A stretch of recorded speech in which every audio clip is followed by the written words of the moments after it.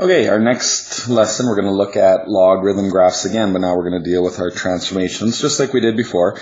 We're going to have vertical and horizontal stretches, reflections, translations up, down, left, right, those types of things. So here's our regular log graph. So this is y equals log x. Remember that's base 10. So that means our graph would start at 1, and then we'd have 10 to the power of 1. So we'd go over to 10 and up to 1. So you can see there, that's typically all we want to do when we graph these things. So if I gave you y equals log base 3, it'd cross through the same 1, and then we'd go over to 3 and up to 1, so that our graph would be a little bit steeper, something like that. Okay, so you can see in our original log 10 of x, you can see it's been translated over. It's just been shifted over 3 spots. So we'd write it as log x minus 3. So a lot of our translation rules are going to be exactly the same. So here's our sort of our generic formula. So we have an a value in front. So just like before, that will be our vertical stretch. And if it was a negative, that would be a vertical reflection. The c is just telling us what kind of graph it is, log base 2, log base 3, whatever. So the c doesn't mean anything. Our b value is our horizontal stretch and reflection if it's negative again. But remember, we also got to do 1 over b, just like we do for every other graph. Our h, being with the x, is our left-right, and it's opposite of whatever the sign is. And our last one, the k, is our up or down. So let's go through this one. So we've got our original. So let's actually sketch this as we kind of go through this. So our regular y equals log 4. So it should be through 1, 0, and then we go over 4 and up 1. So that would be our regular log graph, something like that. So now let's do all of our transformations. So we've got a plus 4, so that means we're going 4 to the left, and then we got 5 down. So all we have to do is basically just work with those two coordinates. That's the easiest way to go. And we also know that we have our asymptote line would be at the 0, the y-axis. So if we go 4 left, our asymptote line that would now be at negative 4. And then let's just move each of these points. So if we go 4 left, 1, 2, 3, 4, and we go 5 down, so that first coordinate would be something like that. Take our second coordinate, go 4 left, 1, 2, 3, 4, and 5 down, 1, 2, 3, 4, 5. It's going to be something like that. So our graph would be something like that. So there's our new graph. So our domain originally was x is greater than 0, so now it'll become x is greater than minus 4 because we moved it 4 left. Our range is still YER, that doesn't change. Our intercepts have changed. So originally we had no y-intercept. You can see now it's down at negative 4. And our x-intercept was originally at 1, but we've moved it over, so it's going to be somewhere over there. So we don't really need to know what the intercepts are. We could figure it out from a graph. We could just graph it and check it out that way. But we do see that they have moved.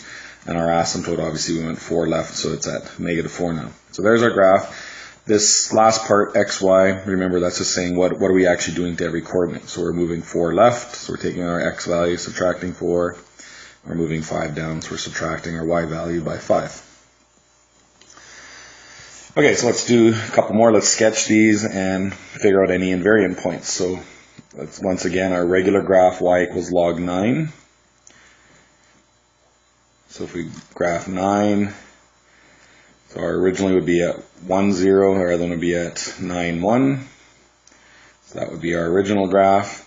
The 2, all that's going to do is make it twice as tall. So our original coordinate that's at the 0 line is also going to stay there. 2 times 0 is still that. And then our other one will go from 1 up to 2. So a 2 times vertical stretch would just do something like that. My point's a bit off, but you get the idea. Okay. So in this case, our invariant point is that 1, 0 doesn't change. Every other coordinate would be double the height or whatever. But because it's 0, it's obviously going to stay the same. Okay, let's graph the next one. We got log base 2. So we're going to have our 1, 0, and we're going to have 2, 1. So our graph would look something like that. So in this case, The negative is going to make it go upside down, so that coordinate's going to flip upside down. So it would be something like that. And then the other part is the 4. Remember, that's going to be a 1/4 horizontal. So that means those coordinates are going to go a quarter of the space over. So that one would be at 1/4, and the one that's at 2 is going to be at 1/2. So our graph would end up being quite skinny. So something like that. Okay, so a vertical reflection and then a 1/4 horizontal. So in this case, we have no invariant points. Okay, so you get the idea in terms of reflections. So let's do this one. It has a little bit of everything. So let's sketch it again. So our base graph is log base 3.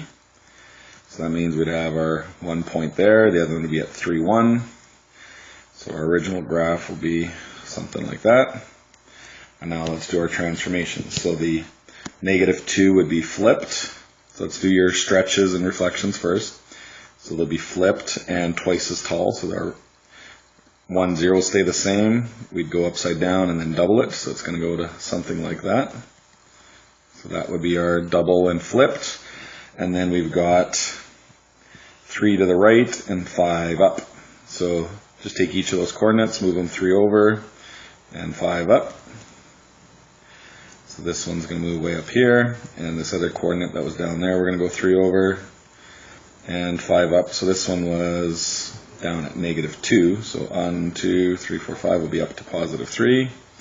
So 3 over, 5 up would be somewhere about there.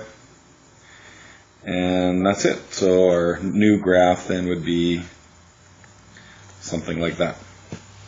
Okay, so just like we do any other kind of transformation, always do your reflections and stretches first, then do your left, right, up, down last. And that's it. These questions are from a previous lesson. So that's all for transformation. So pretty basic, follow the same rules we've always used, and you should have no troubles.